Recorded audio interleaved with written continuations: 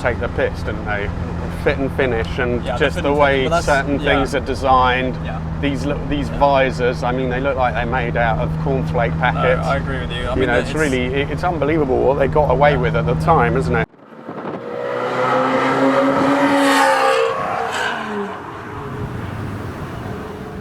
Hello everybody, welcome to 27. Today I'm here with Frank Cassidy.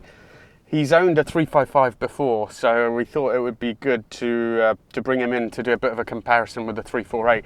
Now this car's always been, well, it was pretty much slated, I would say, by the press, and it didn't help that when it came out was also the time when the Honda NSX came out.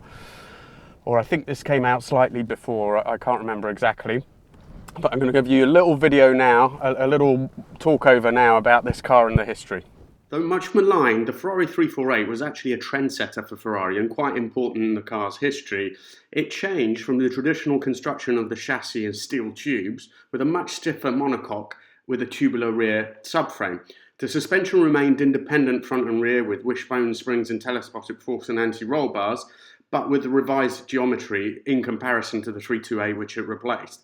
The midship mounted V8 from the 328 returned, but it was bored out to 3.4 litres and it had a dry sump to be able to lower the centre of gravity. Higher compression and updated fuel injection helped to generate 300 horsepower, which was about 40 more than the 328 had. So it was a bit like a mini Testarossa, but in the real world, the 348 turned out to be a bit of a disappointment in many reasons. The first of which is that the performance figures which were claimed by Ferrari, which was 5.6 seconds 0 to 60 and 171 miles per hour, could not be verified by road testers.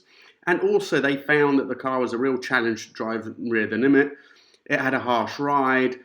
It had a difficult gearbox. This was all compounded by the fact that the NSX was launched around the same time. Right, so we're going to take it out for a spin today, and I'll just tell you how I feel about this. Is this Ferrari's black sheep? Fruity. Listen to that. Yeah. It does sound better than a Porsche 964 engine. And a 964 sounds good, but this, come on, that does sound better. There's no denying that. For a V6, Frank, as you said earlier, what does it have? Is it a V6? For a V6, it does sound very good, doesn't it? Yeah, it does. For a V6. Yeah. No, I genuinely, for some reason, I genuinely thought they had V6s. I have no idea what I'm talking about. Yeah, I thought it was just the 355s that the V8s. Yeah, no. The 355 that they came to. No, this I'm did. sure it's something I knew, I just completely forgot. Yeah. Maybe I'm thinking of the 328 and the 308s, didn't they have No, V6s? they had V8s as They well. had V8s as yeah. well.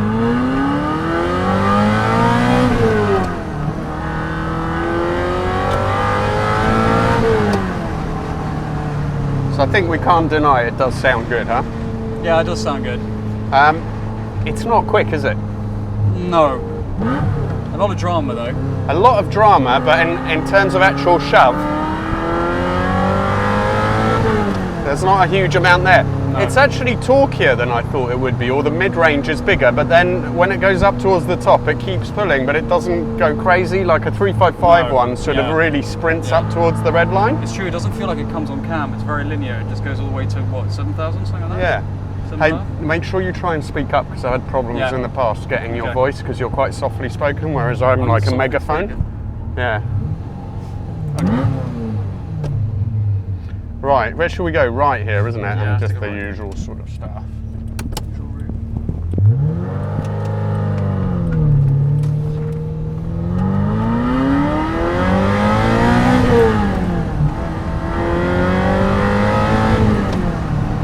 So you have to be very deliberate with that gearbox. I don't know, is it the same on a 355? Does it, I mean, I know you're not driving it, but does it feel the same sort of, I think the 355 might be a little bit smoother than this.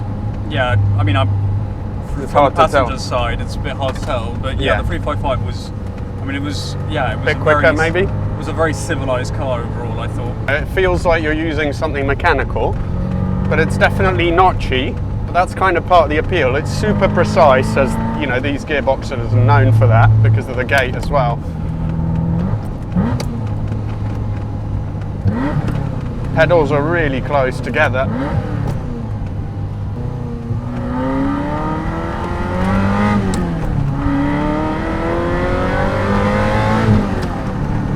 So this is non-assisted, the steering, which I think was one of the biggest complaints that you had of your 355. Yeah, so what people said at the time, from memory, what journalists said at the time of this car was that it was very, very twitchy handling. Yeah.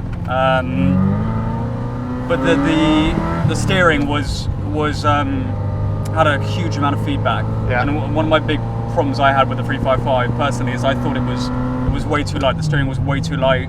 You couldn't feel the road. You couldn't place it into corners. Yeah. You couldn't feel adverse camber or camber as you're going into a corner. Yeah, I mean, having driven one, I don't think I drove yours, but I did a video on another one.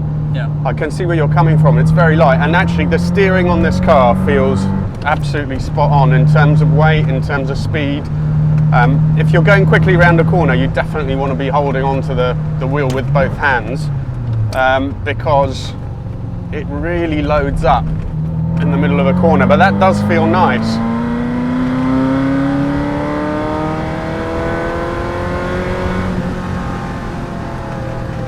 When I picked it up yesterday, I wasn't expecting very much from this because I'd read all the old reviews. In actual fact, I like it almost because of the fact that it is one of the old style Ferraris, so it's not that well resolved. The steering is unbelievably heavy at low speeds, but really nice when you're on the go. The gearbox is not cheap.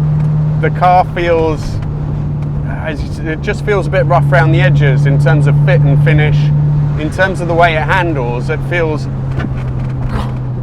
It's so low at the front. It is very low. In way of the terms it handles, it's quite agricultural, as I think you said. Listen,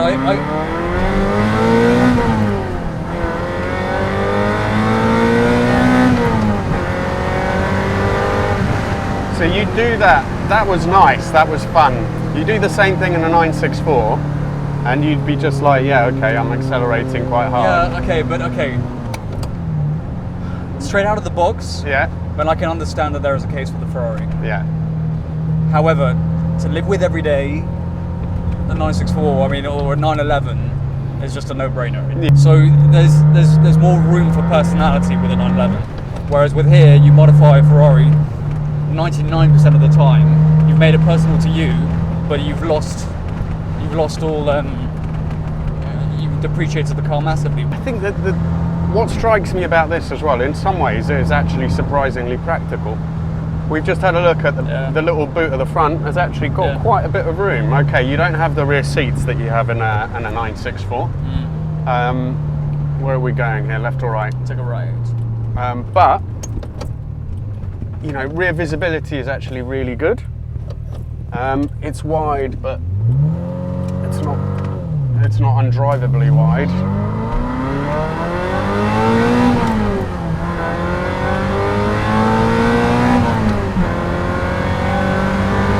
But yeah, it's not quick. That Corsa behind us hasn't exactly been left in the dust. To be honest with you, I think it's a quick car.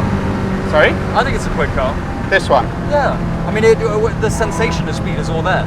The sensation is there, but I don't think it's real. You really feel the road, and you feel, I don't know, from the passenger, from where I'm sitting, things always feel faster. Yeah. It feels like it's got the right power for what the chassis's got. So fundamentally, it's supposed to be 300 horsepower though, and the car's supposed to weigh 1,400 kilos, and to me, it doesn't feel like that power is all there. Well, that's a ton of horsepower, isn't it? Yeah.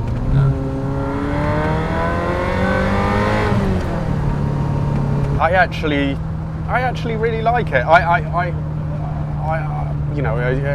As you've seen, I haven't pushed it around corners, also because the reputation it has as a really, really dodgy car on the limit. But it's fun to drive, and I like it. And it really does feel like an old school Ferrari, which also, there's something to be said for it.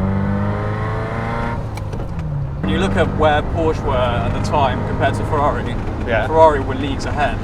Because I mean, it's simple things like, they were using windowless, frameless windows. Yeah. These windows are frameless. Yeah. And that's extremely expensive to do. Porsche didn't start doing that until the 996, I think it was. Okay.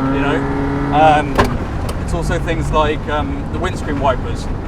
The windscreen wipers, are underneath the the scuttle. Underneath the scuttle. Yeah. Again, Porsche didn't start doing that until much, much, much later.